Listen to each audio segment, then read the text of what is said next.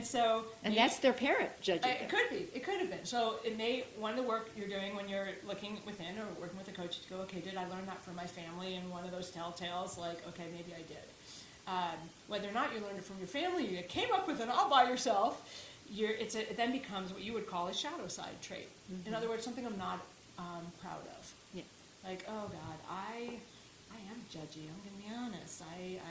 Whether I learned it from my family or not, like I do sometimes judge people and others, and like you're doing it the wrong way, and I'm the one who sees the light. Or, I tell light workers this all the time. I said, careful of the judgment ping pong game. Someone judges you, you lob the ball right back. That's not skillful. Yes. You counter judge it. Transcend it, Yeah. And so, but the way, how do you transcend, right? Mhm. Cut and boom. First of all, look at it neutrally. There are times when judgment is really powerful skill. I've hired people because they have good judgment. Mm-hmm. That's true. I want you to have. There's two faces of judgment. That's exactly, and it's not good or bad. It's how you use it. Is the way I teach it. And it's like sort of like boundaries. Boundaries are sort of like you Yeah. have to make the judgment Yeah. where the boundary is going to be. Yeah, and right. And so whatever it is you're doing, you go, all right. Well, let's say I'm looking at my judgment aspects. That's one of my qualities. And then I say, okay, to someone, well, what do you think is an example of unskillful use of judgment? Well, when I'm tearing somebody else down, or using it as a way to make myself feel better, or I'm being too polarized and I'm not listening to somebody else's view, I'm just telling them they're wrong. Okay, I'm like, all right, so that's hurting someone else, or that's pushing someone else away. Yeah, I just, neutral terms, I just call that unskillful use of your judgment quality. What would be a skillful use? Okay, I need to be able to discern, am I safe? Is this person trustworthy? Like I said, a job or family situation, do they have a good, like, when it's an uncertain call, are they going to make a good call to keep people safe? So that might be skillful use of judgment. And so instead of going, oh my God, I'm a greedy wet noodle, I'm a terrible judgy person, or my family taught me this, or whatever, you just go, okay, I can be judgy. All right. When I catch myself in those moments, am I using judgment skillfully right now or unskillfully? And if I'm using it unskillfully, I shift. I forgive myself. Like, all right, I messed up. I forgive myself. I'm moving on. That wasn't kind. No judgment ping pong. And then I shift to what would love do right now for myself and this other person. Ah, yes. Mm-hmm. If I'm using judgment skillfully, then yay for me. Yes. But it's when we use it, instead of being like, oh my God, I'm a horrible person, it's just like, oh, oops, unskillful use. Oopsie doopsie. I forgive myself. I see that. I forgive myself. But now let me get back into highest self. What would my highest self, my truest best self, or what would love, capital L, it's my favorite question, do for this person instead of judging them? And for myself first. Always for myself. What would judge do? What would love do right now? I forgive myself for judging that person. I didn't mean to. I learned it from my family. Oop, caught in old patterns. Good, glad I caught it. Yay me. I congratulate myself. And for so catching you it. notice the old patterns when they come up. That's what you get. It feels icky. Yeah, it feels icky. And you have to be on guard to see those old patterns come. Oh, there it is. And Even then if you change. don't know if it's a pattern, you feel icky. Yeah, I go with straight up, you're feeling icky. you're feeling icky. You're not feeling good. You're not feeling good. You're not your highest self. You feel any version of anything that's not joy. Yes. You're going, oh, hello. Yes. It's time yes. for me to check into my deepest knowing. Yes. What's going on right now? I don't feel good. And forgiveness is a huge part of that. And being grateful. I think being grateful for learning that part of you.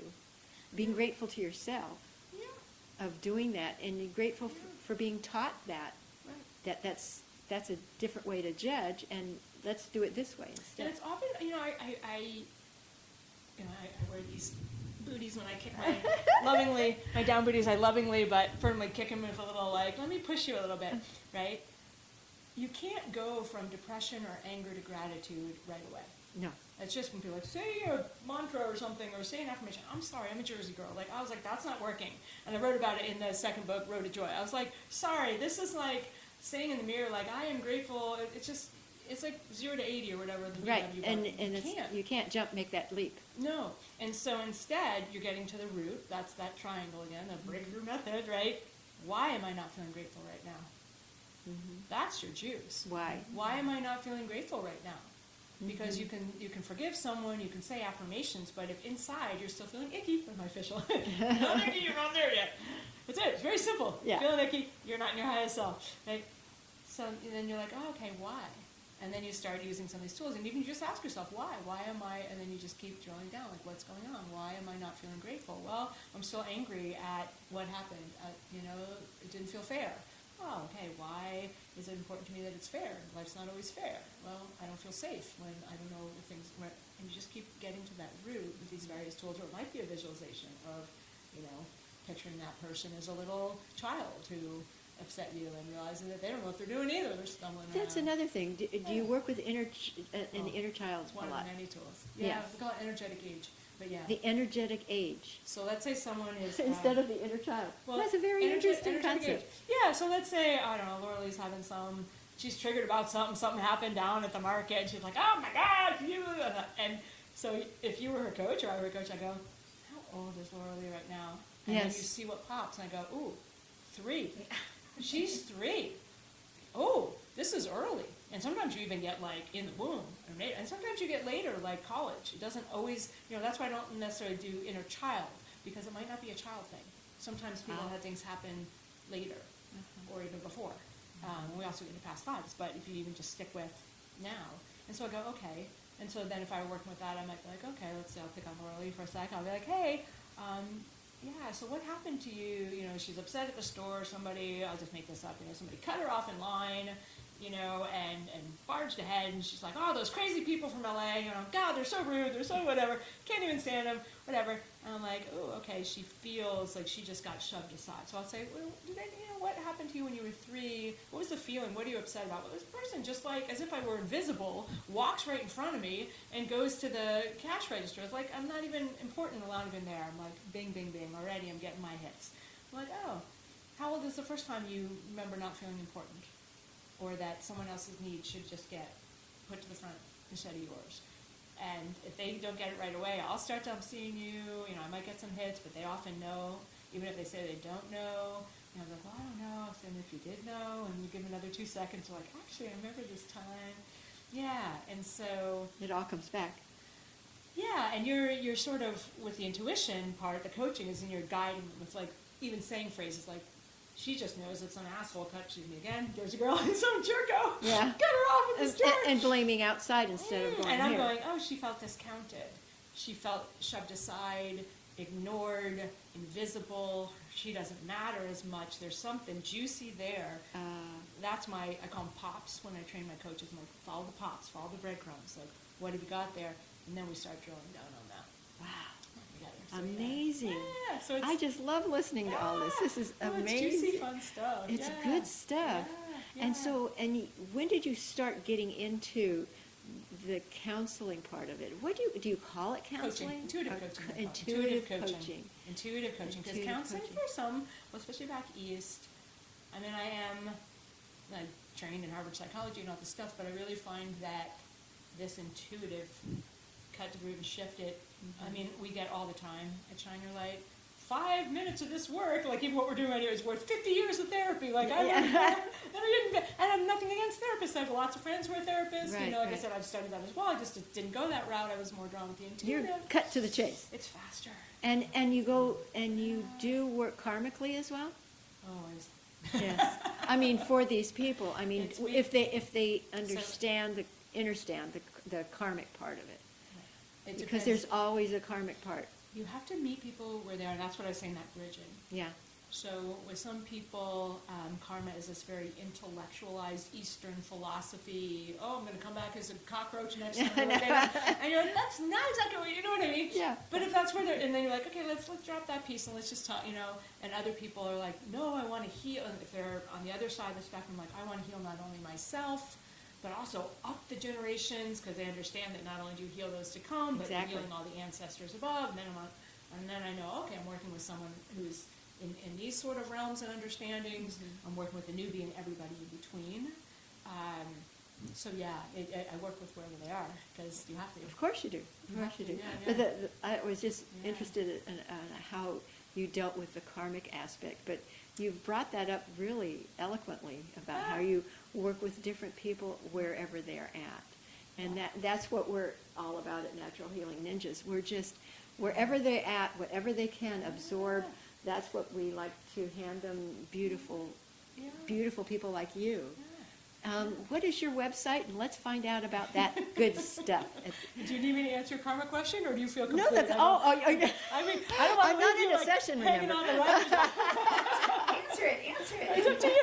I mean, I was like, Do you still have more karmic questions to answer? Well, no, do you more have karma? No, have more I was karmic just wondering questions? about your clients, about what are they doing, you know? Oh, yeah. Yeah, that's Yeah. great. Yeah, no, but I was just going to say, you know, so for some, the concept of karma, I don't deal intellectually, I deal intuitively, right? And so that, depending where they are on the bridge and the spectrum of experience, and everyone has to be open at this point. What I won't do anymore is work with people, like prove that, you know, this, I'm like, oh my God, I'm not young, I'm not old. I'm like, I don't have time. Yeah, So that's what yeah. Like if you're learning but open, I've got time for you. But if you're like, prove that this stuff is worthy, like, honestly, no. But so with the karma stuff, when people are like, oh, is this just that person's karma, or they're going to get their karma, it's usually not actually karma. It's not. It's their understanding of what karma means. This is the short answer. And so if karma means you're going to get yours, we've got some things to unpack there. If karma means I have no free will or choice, then we're going to unpack some stuff there. So for What I referenced it to is like in how we're related in other lifetimes, incarnations. And so we come back in this incarnation and go, oh, there you are, you know, and then I have more to learn from you because it's a karmic relationship. 100%. That's what I was referencing. Yeah, I love that. And so because you're on way on this end of the spectrum, it's another wise healer who gets it, that we can talk on that. So I would talk about past lives Oh, good. and sacred contracts. As I was saying in the classes, and even the ones who are new, I'm like, hey, this is not the first time your souls have, actually you have an agreement to teach and learn And from each other right there's soul now. contracts, yes. So Soul because, contracts. okay, I came here to teach you a lesson, and Right, it's going to be a hard one. Yeah. Oh, yeah. And funny, I'll tell a funny story. I'll put Christine on the spot. So when I was moving here, in a good way, when I was moving, talk about like we came to like, you know, be friends again. Yeah. So I was like, okay, God, I'm being bullied in Berkeley. These people are like, I'm not feeling good. I'm not going to blame them, but I can't be here anymore. Well, all right, cool. We're chilling in Cambria. It's lovely here. I better go get some food at the store.